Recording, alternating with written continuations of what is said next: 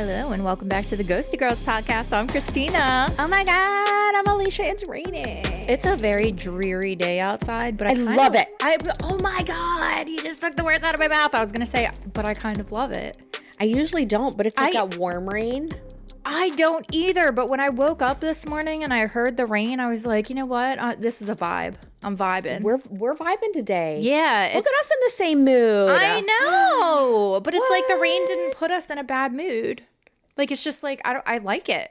I'm not mad at it today. It's dreary, but in a happy way. Yeah. Like the rain is going to bring all the spring flowers. Yeah. Sorry, she's got to snort her cocaine, apparently. Speaking of cocaine. Oh my God. Okay. I'm just kidding. No, Christina and I were actually talking about, I don't even know how this morning we got on the topic of drugs. But we both were saying how naive and sheltered we are because I've never seen cocaine in person in my life. Yeah. Nor do I have the desire to. Yeah. I've never seen cocaine either. No. We got on that conversation because we were talking about shrooms and we were talking about how, well, I was telling Alicia about how I read online that there's apparently this like very specific mushroom, but everyone who takes it claims to see these little beings, like little elves, and they all are describing the same thing. And I'm like, is that a normal effect of drugs for everyone to experience the same exact thing? Like for all of the hallucinations to look exactly the same? No. I don't know because I've never done anything like that before. But I'm wondering, are they all seeing hallucinations or has like the veil thinned and they're actually seeing like another plane where there's little elves? First of all, that sounds Food for adorable. thought. So, if they already are aware that they may see little elves, that might put it into their brain. But if they take it unknowing, it could. But they were saying that these people like didn't know each other, didn't talk about their experiences, so they could have they had no reason to like have that in their mind already. Weird. I know, it is weird. What's that drug that I think Tom Brady takes? No, it's not Tom. Fuck you, Tom Brady, by the way. There's somebody in the NFL that goes somewhere and... Is it like ayahuasca? Ayahuasca, that's it. Yeah. Yeah, I know somebody who did that. They went to like Chile or something to do, I think. And they went to like this resort and it was like in like a rainforest and... Yeah, you need a buddy when you do that. Just to go to the bathroom and stuff, apparently. It's not, you have like somebody assigned to you and also like a medical team there and stuff because you get really sick after you take ayahuasca. Like you will like shit yourself and throw up because it's like exercising all of the negative things out of you. Well, I need that. I don't think it worked for this guy though because he was still fucked up when he came back. Fair enough. So I have two friends that actually produce their own now in like locally. Really? They do it like once a month. And this is from another friend who knows them.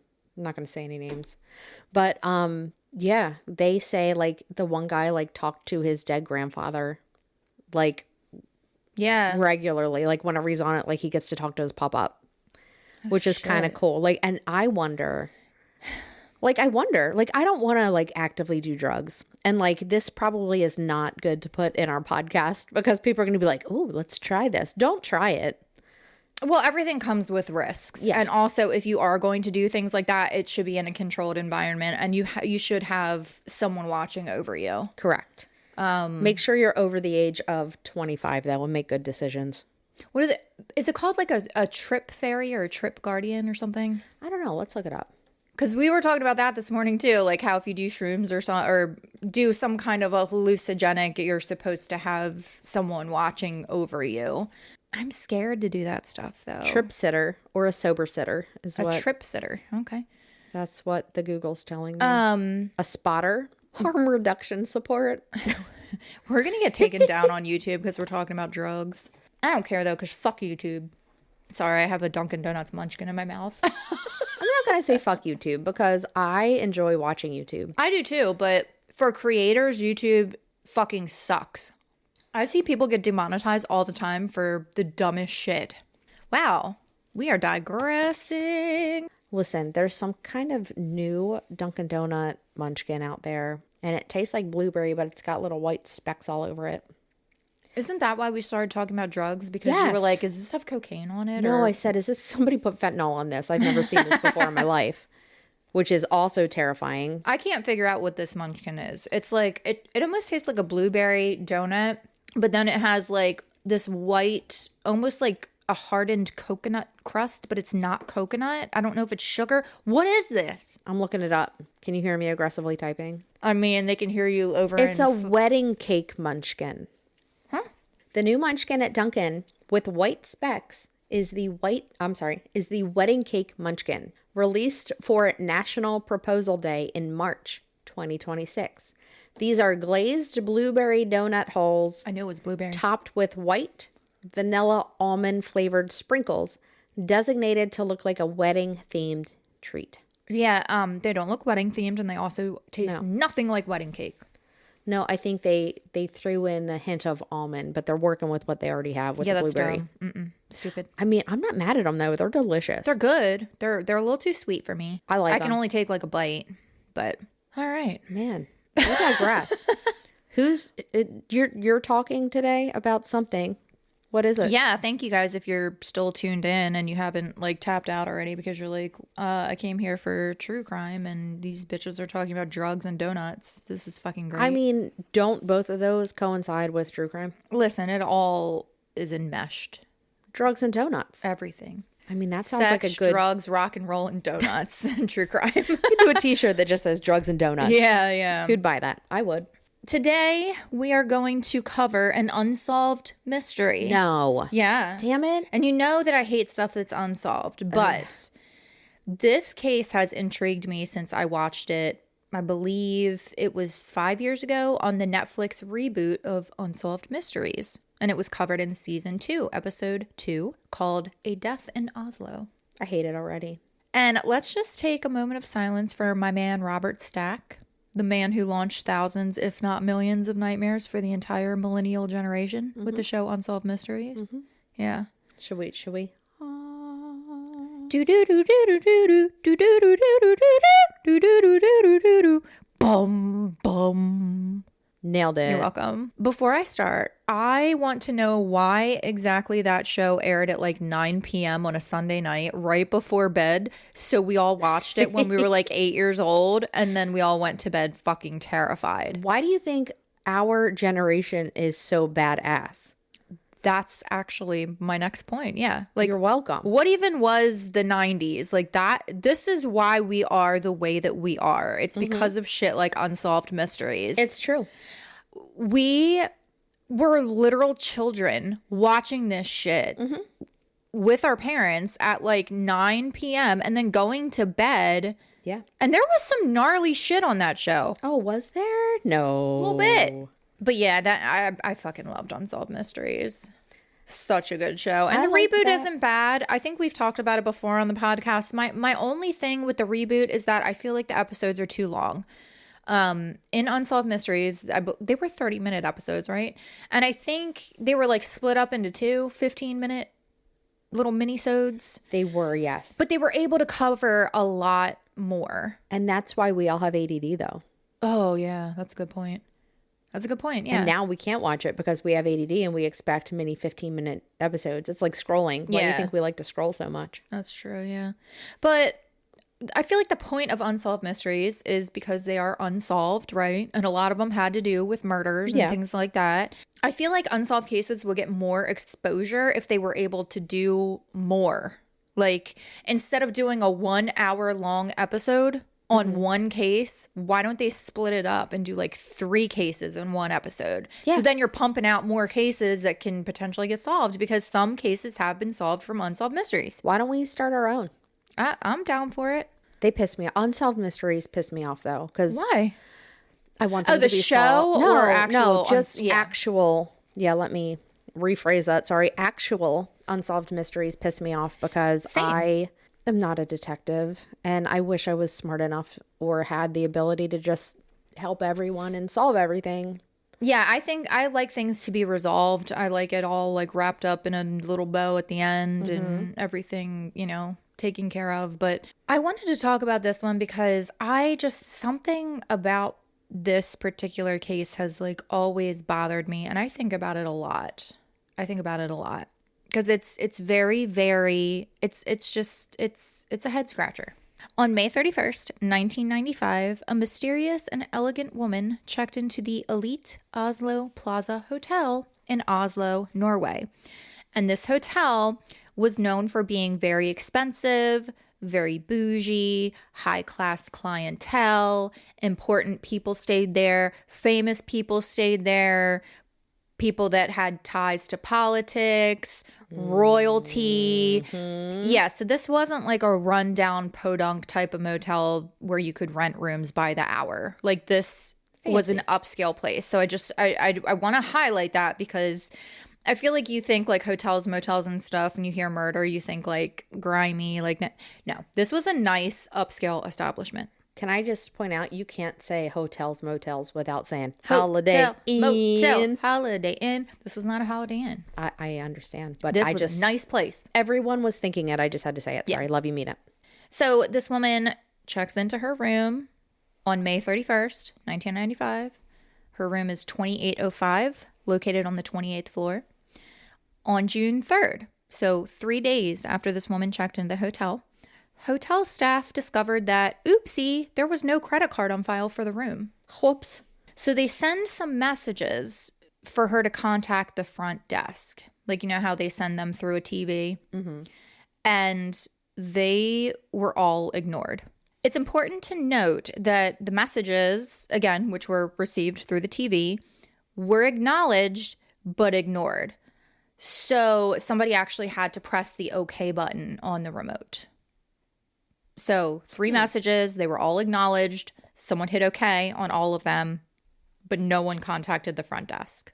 So hotel staff sends a security guard up to room 2805 because apparently the front desk, when they were trying to figure out like why this person had been in this hotel for days with no payment, no credit card on file, nothing. And then they found out that the do not disturb sign had been on the door for days.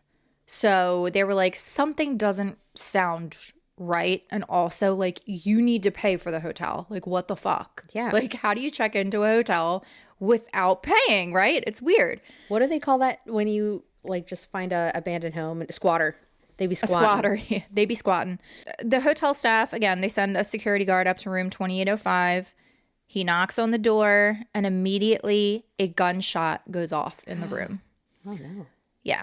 So the security guard runs to go get his supervisor, who is the head of the security department of the hotel. Approximately 15 minutes after the gunshot was heard, the security supervisor enters the room. Important to note that according to security, the door was double locked from the inside. So it's double locked from the inside. Got it. So he goes into the room and he discovers the body of a young woman lying on the bed with a single gunshot wound to her forehead. Police are then called and they immediately respond to the hotel to investigate. Police go into the room and they find the body of a petite young white woman with short black hair and blue eyes lying on the bed. Her feet, she's like kind of like laying on her back. And her feet are still placed on the floor. So it's a really odd position. She's on the bed? Yes. Like she was sitting on it and then fell backwards? Yes. Okay. Yeah. In her right hand was a 9mm pistol with her thumb still on the trigger. Her hand, the gun was like reversed in her hand, which is odd. Well, yeah. Upon further inspection, investigators realized that the serial number on the pistol had been rubbed off, which of course means that there would be no way they could trace the gun. The woman's dressed all in black. She's wearing a black top, black like short, like dance clubbing short type things, stockings, and black heels. So she was dressed like she was about to go out. She wore very minimal jewelry, including a small gold band on her right middle finger and a watch, so nothing fancy. The room was very clean. There was no sign of a struggle, no sign of forced entry, and no evidence that anyone else had been staying in the room with her. There were towels found on the bathroom floor indicating that the woman had recently gotten a shower or a bath. Okay. Remnants of a meal which had been delivered from room service was found unfinished on a plate in the room. According to the police report, there was blood spatter found on the pillow, telephone, nightstand, and also blood spatter on the wall behind her that extended up to the ceiling. A search of the room revealed a black briefcase that contained nothing but 25 rounds of ammunition. When investigators examined the body, they found 2 spent cartridge casings, so there had actually been 2 shots fired, not just one. One of the shots had actually gone through the pillow and then embedded itself into the floor. And they actually thought later that maybe the first shot was a test shot that was like shot through the pillow using the pillow as a silencer. It's weird. That's really weird. I hate it. Interestingly, there was no gunshot residue found on either of her hands. There were no toiletries in the room, so she had not packed a toothbrush. There was no deodorant, no shampoo, no conditioner, no hairbrush, no makeup, nothing. But investigators did find a bottle of men's cologne that was almost empty. There was a bag found containing 3 bras, a pair of pantyhose, and a shirt. Hanging in the closet were some shirts, a sweater, a blazer, and a black leather jacket.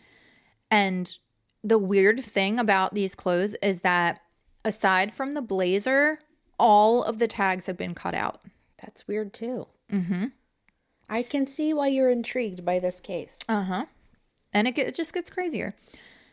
There was no clothing found in the room for the lower part of her body. So there were no pants, no skirts, not even underwear, which is strange because, like, are you just going out pantsless every day or, like, what's going on here? She wear the same hot shorts every day? Isn't that weird? Yeah.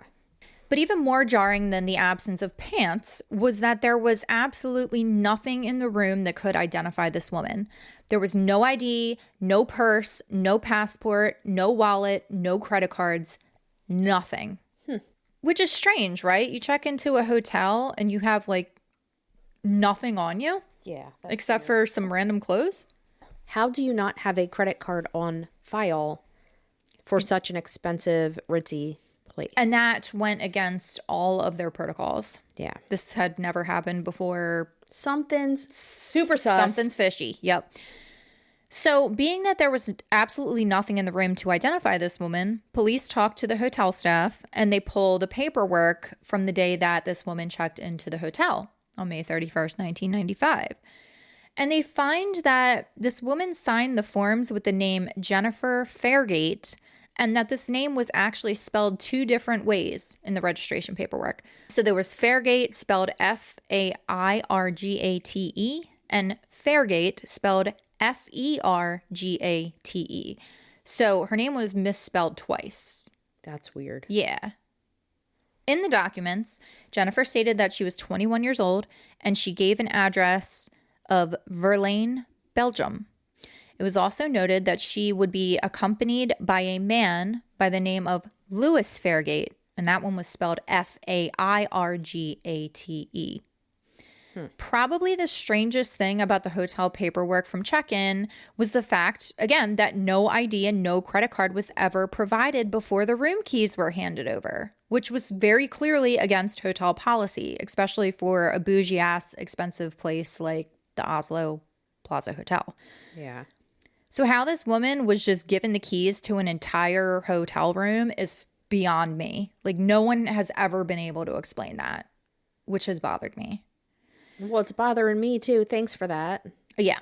So why no ID or credit card was obtained during the check-in process, we will never know. It's never been answered. In addition to leaving a telephone number and address on the registration paperwork, Jennifer listed her date of birth as August 23rd, 1973, which would have made her 21 years old. Witnesses at the hotel were interviewed, and they all described Jennifer as being very sleek and elegant, all dressed in black, And they also stated that she had no recognizable accent, but that she did speak both English and German very fluently. The staff member that checked her in stated that they thought that a man had been like maybe behind her with her at the time, but no one saw this Louis Fairgate guy after that. So we don't even know if he ever existed. In an attempt to try to identify this woman, police called the phone number written on the registration papers, and they found that it was a fake number. The number didn't exist. Of course it didn't. Yeah. In researching the address, they found that the address was for a home that didn't exist. The weird thing about it, though, is that the street existed, but like the number house like stopped right before the like I can't remember what the number was, but let's say it was 100. Yeah. The last house on that street was like 99. So it made That's you feel weird. like they knew about this area at least. Yeah. Or they picked a random neighborhood and were like, okay. Yeah. That's weird. It's very weird. It's very weird. The address that she gave was also in a very small village. And when they went out to question people in the area, no one had any clue who she was. This is strange because in the Unsolved Mysteries episode, they kept reiterating like how small this village was. This was a village of people, like everyone knew everyone. Okay. It was like a little Town, community. like a little, yeah. And they brought her picture, they brought, the artist rendering of her, what she looked like, all that, and no one had ever seen her. That's weird. It's very weird. I hate it. Not only did they do research on Jennifer Fairgate, but they also searched for a Louis Fairgate, who was the man that was allegedly going to stay with her at the hotel, only to find out that, shocker, this man straight up did not exist. There was no Louis Fairgate. Okay. The body was also fingerprinted, and no matches were found. So nothing in the database. A DNA profile from the corpse was also obtained. No matches were found. Damn it. Yep. No familial matches, nothing. So, with absolutely zero information to go on, police work on retracing this woman's steps after she checked into room 2805. During her stay at the hotel, Jennifer was very quiet and caused no trouble. They were able to use the key card entries to map out her movements during her stay. And apparently the hotel logged when, the key card was accessed, but it obviously wouldn't log when someone left.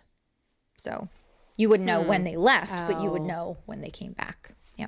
I mean, that would be great if they could find out when a door was open and closed. And It wouldn't it? It would help a lot in cases like this, probably. Damn it. I wonder if they do now with all that electronic That crap. I don't know. It would probably be helpful. Yeah. There's got to be a way. I mean, we can trace everything. I know, right? Even somebody's cell phone nowadays. Yeah. Though. Yep. That's the way to go. Yep.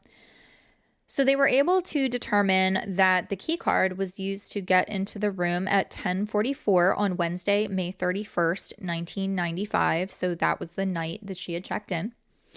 There was another key card entry on Thursday, June 1st at 12:21 a.m. So this would have been a short time after she checked in. So she checked into the hotel, left, went somewhere, and then came back a little after midnight. Where she went, we don't know. I mean, she might have gone to get food, club. She's wearing her hot whatever. pants. Yeah. There was another key card entry at 8:34 a.m. on Thursday. There were two key card entries on Friday morning, one at 8:50 a.m. and another at 11:03 a.m. And that was it. During her stay, 2 calls were placed to Belgium from the phone, but neither of the phone numbers were actual numbers. What? Yeah. They tried calling these numbers and they were bad numbers. They didn't exist. It's very, very weird. Yeah. Why she dialed them, we don't know. Someone from the room also ordered pay-per-view services twice, once on Friday and once on Saturday, but there's no record of what was watched.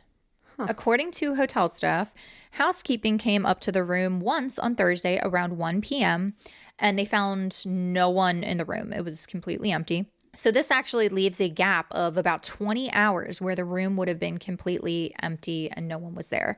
So for 20 hours, we don't know where she went. Somewhere. So that's an entire day almost. I know, but was there someone else in the hotel room?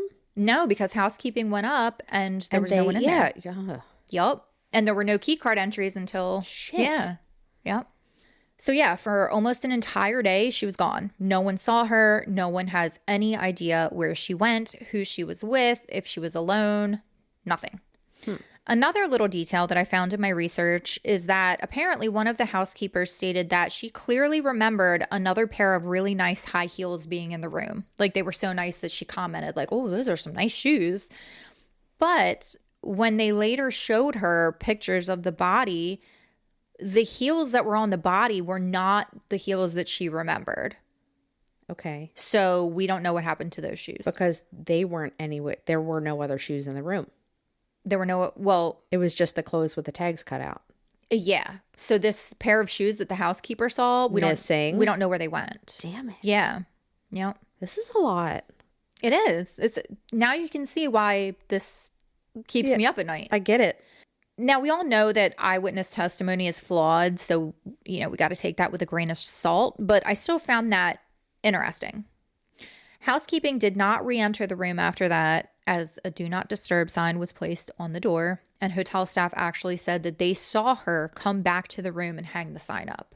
Nothing weird. She just came back, put her key card in, put the sign on the door. Like I've done that before, Jennifer was last seen by hotel staff on Friday at 8:23 p.m. when a room service order was delivered to her room. The staff member later commented on how clean and untouched the room looked, almost as if no one had been staying there. And that's all we know about her final days. The next time anyone sees Jennifer is when her dead body is discovered on Saturday. And I'm calling her Jennifer because that's the name she left. Do we know if that's her real name? It's probably not, but... Damn it. Yeah. An autopsy performed on the body revealed undigested food in her stomach, which was the same food that she had ordered from room service 24 hours earlier, which was a bratwurst and potato salad. The forensic pathologist conducting the autopsy officially declares Saturday night as the time of Jennifer's death. And this doesn't make any sense to me because you're telling me that this woman ordered potato salad and a bratwurst Friday night and then left it out for almost 24 hours and then ate it? Because the food in her stomach wasn't digested, which would indicate that she ate it really close to the time of her death. If she died on Saturday, that means that she would have left that food out all day. Yeah. Is that not weird? Who the fuck leaves potato salad out for almost 24 hours? Aliens. And eats it? Aliens. Yeah, the math ain't mathin' with that one. No. This sounds like a big old cover up of something. Right? Yeah. And we'll get into all that. Yeah. Despite this weird detail, Jennifer's death was ultimately ruled a suicide, and apparently they concluded this with 99.9% certainty, and then the case was officially closed. The body was kept refrigerated for an entire year in hopes that she would eventually be identified, that a family member or friend would come forward and report her missing. But that never happened, and the body was ultimately buried in an unmarked grave in June of 1996 at a graveyard in Oslo. Soon after her death, an investigative journalist named Lars Christian Wegner discovered the story of the unidentified Oslo woman, and he made it his mission to find out who she was. And he searched for her identity for over 20 years. Wow.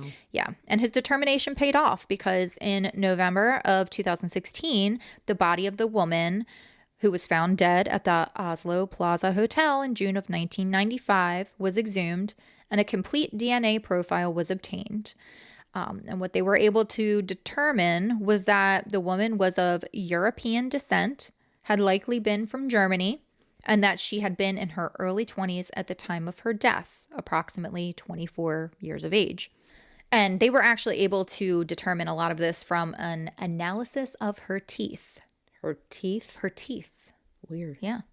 because I guess like with dental work, you can tell like, Oh, yeah. and also they like ground the teeth up into a powder. And yeah, you'll have to watch the Unsolved Mysteries episode. It explains it way better than I ever could. Okay. But because of the work of this investigative journalist, it struck up a renewed interest in the case. People wanted to find out who she was. And now we get into the fun part, the theories. Oh, boy. So, of course, we need to start off with the official accepted cause of death, which is that Jennifer Fairgate took her own life. Evidence to support this would include the fact that the door was double locked from the inside. This was a room that was on the 28th floor. So it's not like someone could have shot her and then jumped out of the window. Mm-hmm. Now, would there have been enough time for the shooter to flee the room, given the fact that the security guard left a 15-minute window of the room being unattended after hearing the gunshot? Sure. But if so, it still doesn't explain how the door got double locked from the inside. Yeah, that's weird. That's not something that can be easily overlooked. She was on the 28th or 38th floor? 28th. 28th floor. Yes. Okay. Yeah. Sorry, you can already see where my brain's going. Yeah. Yeah. But even though that detail is compelling, I still have some questions. Mainly the fact that no gunpowder residue was found on her hands. But upon further research, I did find out that it is indeed possible to shoot a gun and not have detectable residue on your hand. Didn't know that. I didn't know that either. It is possible. Okay. Apparently, gunshot residue particles are microscopic and they don't always adhere to the skin and they don't always remain there. Okay. Yeah.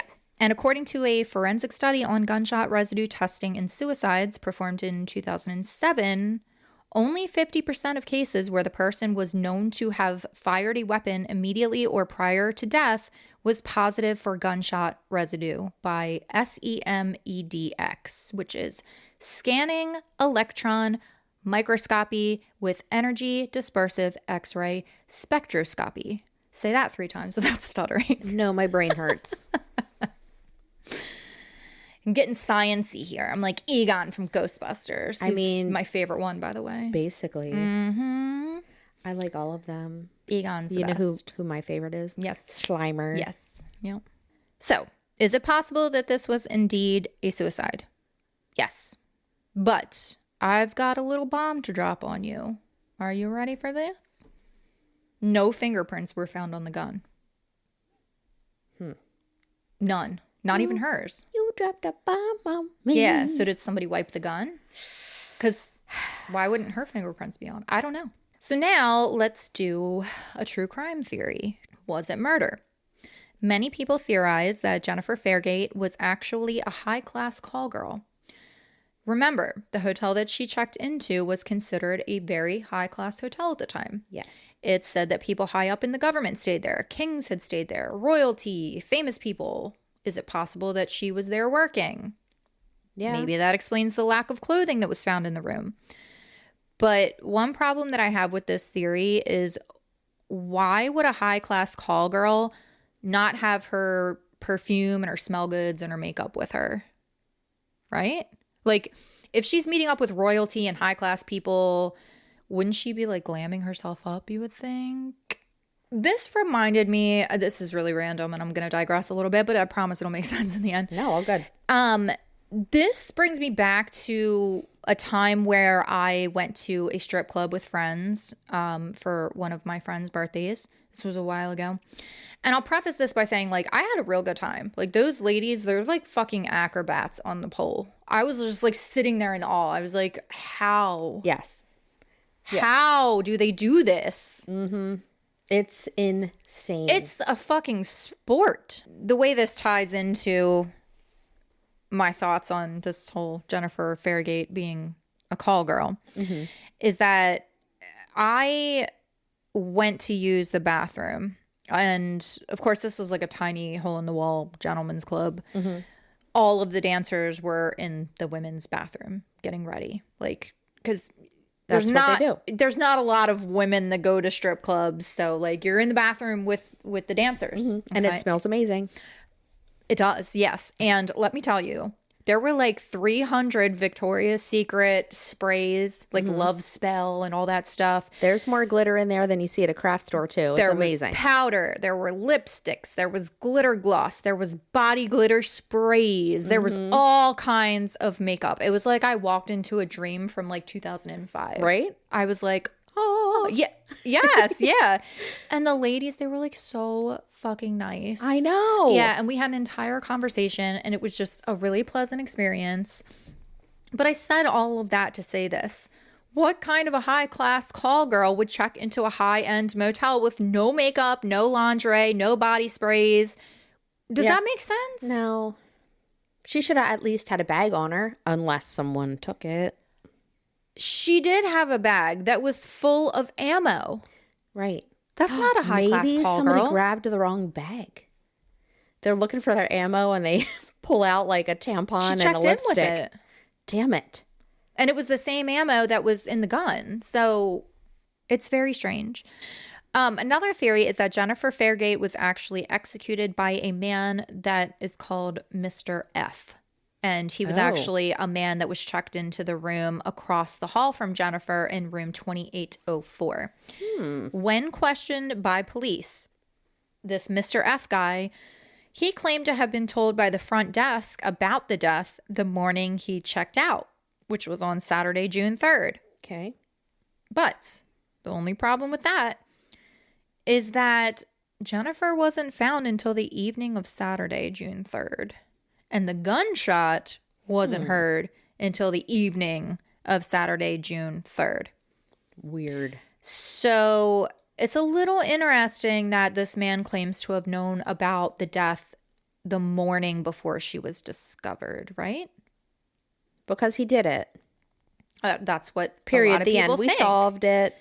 So, and he was questioned about this, and he was just like, well, I mean, that's what they told me. Like, I don't know.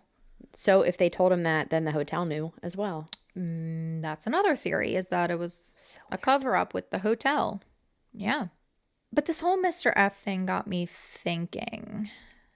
Do you think that it could be possible that the forensic pathologist maybe got the time of death wrong and she actually died on Friday night shortly after she ate some of her meal? Because that would explain the undigested food in her stomach during the autopsy. It's possible. Right? It happens. I keep going back to the whole who the fuck leaves potato salad out for an entire day and then eats it? Like, I can't get past that. I don't even know. I think it's a valid point. And I mean, comment below if you would leave potato salad chilling on a counter for 24 hours and then eat it. Maybe there was a mini fridge in the room. No, it had been sitting out. Gross. I have my brain is swirling right now with like different thoughts. Yeah. But I can't articulate them, if that makes sense. Yep. I get it. Probably the fan favorite theory in this case is that Jennifer Fairgate was actually a spy or an assassin.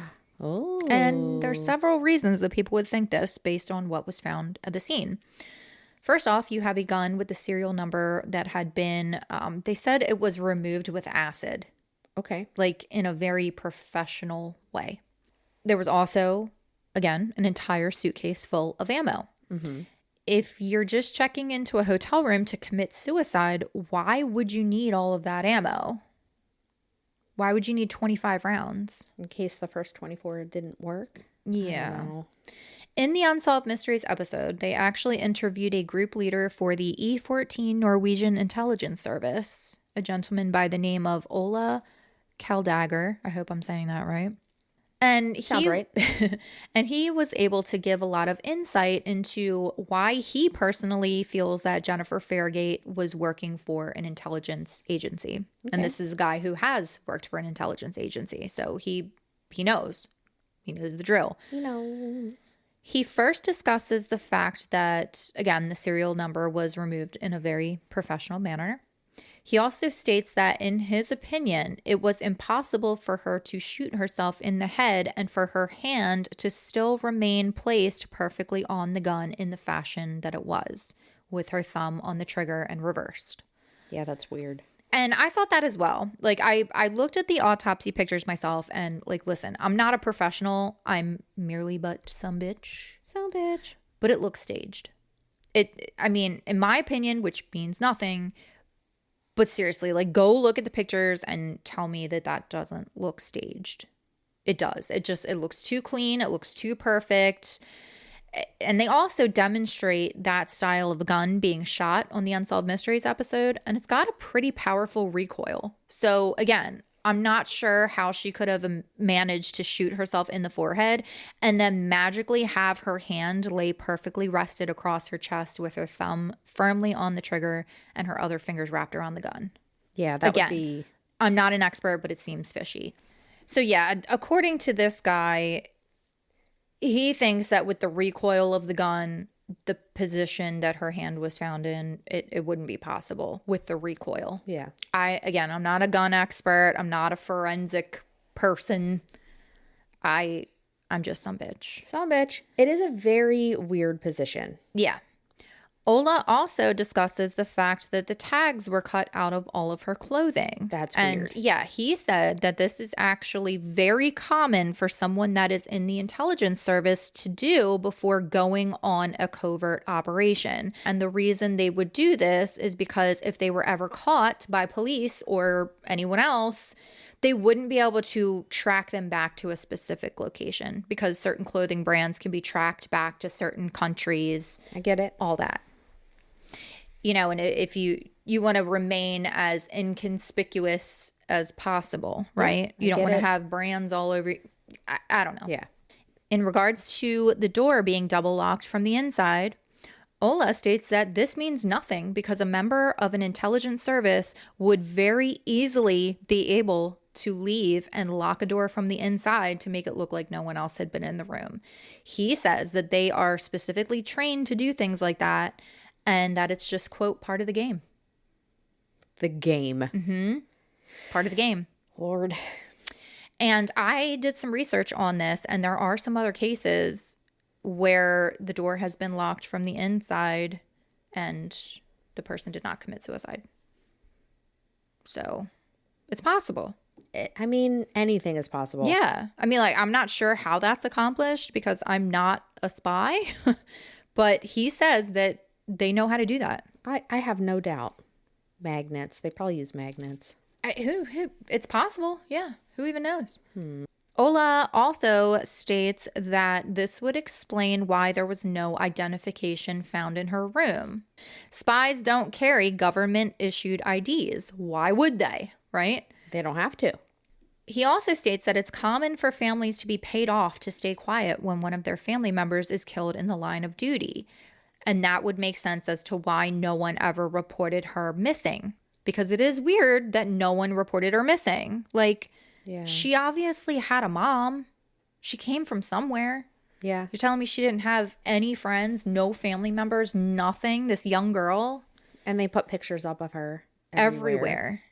Another interesting detail is that the watch that Jennifer was wearing was not your normal type of women's fashion watch. It was actually a large, oversized, heavy-duty tactical watch that was favored for military use. Also supporting this spy/assassin theory is that the Oslo Plaza Hotel was reportedly used as a location for secret negotiations between Israel and Palestine just months before her body was discovered in room 2805. And that's not definitive proof that she was a spy, but it's an interesting little fun fact that I came across. That is a terrifying fun fact that you came across, but yeah. As of today, in 2026, Jennifer Fairgate remains unidentified despite renewed interest in the case, several photographic reconstructions, the release of the crime scene photos, and also the autopsy photos, as well as searches of her hometown. No one knows who this woman is.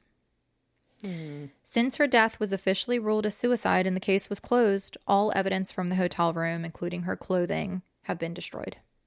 So, of course they have. Yeah. Damn it. So what do you think? I don't know. I'm just some bitch. I'm kidding. Asking for your opinion. I am Not sure. I think that this is, first of all, awesome case. I hate it because I want to know more. I personally don't think it'll ever be solved. I think it was aliens. Yeah. I mean, Because that makes the most sense. only an alien would eat potato salad. That was a day I love old. potato salad. But I said wouldn't eat it. That was a day old. Oh, yeah. Hell no. I wouldn't eat even that. eat potato salad that was sitting out for an hour. I know. That shit will make you sick. Mm-hmm. I Yeah, it will. I don't know, but maybe she did go there to end her own life and she had some mental issues and that's why she was dialing random ass numbers and I didn't even think about mental health, to be honest. I did not even think about mental health. I mean, it could have like think of the Elisa Lam case where she's the one that had a mental break and climbed up into a water tower and I'm going to cover that at some point too. I still don't know about that one. That one was weird. Yeah. Like she was like looking off the elevator and stuff, like somebody was following her. But that's very common to have when you have a mental break, and she did have bipolar or mental health issues. Yeah. And so, I mean, that happens. You can go into psychosis. Yeah. Or drugs too. Oh my God, we just tied in. Yeah. Look at us go. It all comes back to drugs. But yeah, let us know in the comments what you guys think. What do you guys think happened to Jennifer? I don't know. I honestly, this is one of those, I usually have a strong opinion with every case. I don't have a strong opinion with this one. I cannot figure it out. It makes no sense. So maybe, right? Maybe she had all this stuff and she gave everything she had and traded it all for a gun that was non-traceable and ammo. Then she checked into the room, was on something, or like you said, had some sort of mental psychosis.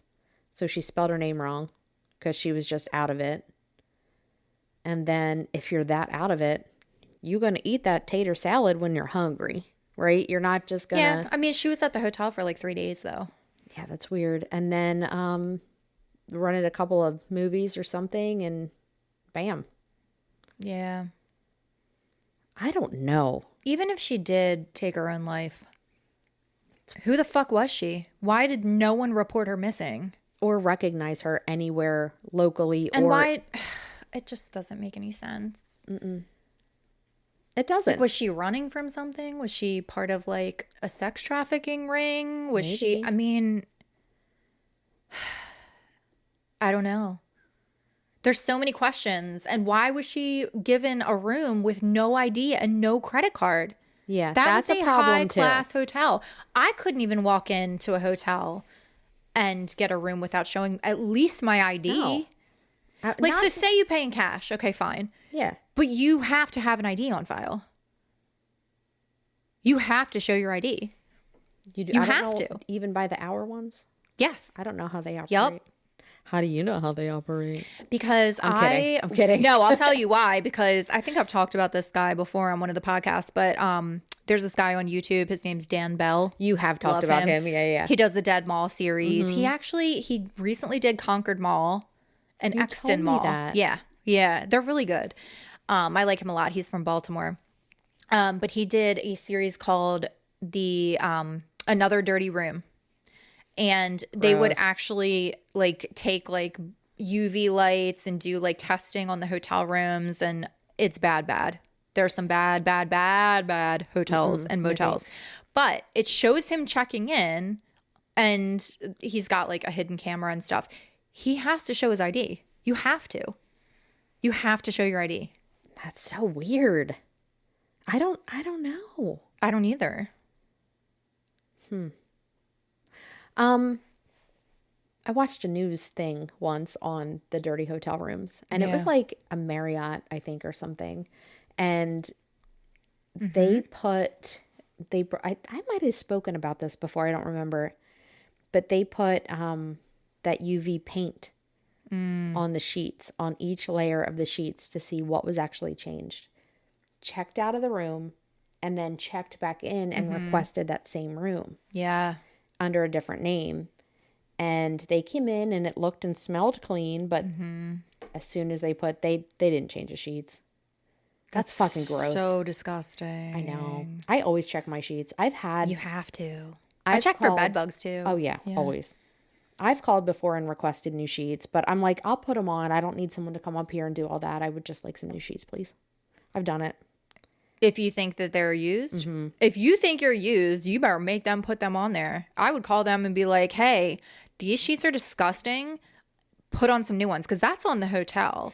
It is. It's on not the like hotel. it's not like an OCD thing where they're like, they look clean and they smell good and you're still like, oh, let me get some new sheets. Like, if they appear dirty, they need to come up and fucking change them. We were at Great Wolf once. Great I know. Great Poop Lodge. The Great Poop Lodge. And I've never had like a real big issue with the room or the cleanliness until this one specific time. And I know I've told you this story. Yeah. There was hair in the bathroom. Ew. And you know what? I don't care if there's one random strand left behind in the shower. Like, I can rinse that down. Like, whatever. No, but you should clean that shit. Yes. You're paying like $200 and something a fucking night, and you're telling me you can't wash hair off of the fucking shower? I'm sorry. No. Fair. Nope. My girl has boundaries. However, mine are loose. I don't have give a shit. expectations of services if I am giving you my fucking money. That's Absolutely. Fair. And if I were providing a service, I would make sure that it was top notch. Mine would be meh. No, if you run a business, it would be top notch. You would want your customers and your clientele to be happy. 1000%. Yeah. But yeah, like, there was hair on the floor in the bathroom. There was hair in the shower. Like, you could tell the bathroom was not touched. Ew. Then we got like to the beds, and it was 2 double beds or 2 queen beds, whatever it was. Yeah. And the one looked like it had not been touched from the previous people. So like, whatever. But the other one had marks on the sheets. Like, not like, it looked like maybe like Cheeto stains or something like that. I know. And then the top blanket, it wasn't until somebody, because I called, I was like, listen, I don't want to be a complainer. I'm not that person, but this is 100% unacceptable. You are so much nicer than I am. I wrote a letter and I went back and forth with the manager there. And I was like, this is unacceptable. Like, the room was filthy. I have pictures. Here they are. The guy came up. He was sweet as pie, but like, it looked like there were like jizz stains on the comforter. Now, granted, was it? Probably not, but who fucking knows? So like, I needed a whole new comforter, like all that other shit. And then the next day, the water park was so cold. Like, my son couldn't even get in because it was that cold. Like, his lips were turning blue. I wasn't going in that. Yeah. You know, and his friend was like also turning blue. I was like, that was the worst day we've ever had. And we go like once every 3 months because it's close.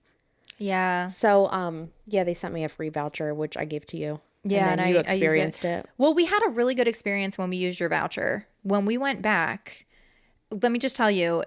Oh, no. The day I think I told you about this, but the day we went to the water park, there was not one moment where one of the slides or one of the pools or one of the somethings was not closed because someone had either thrown up or taken a shit in the water. Yeah, it's and gross. we were so fucking disgusted. And listen, I know it's a water park. I know they're not the cleanest.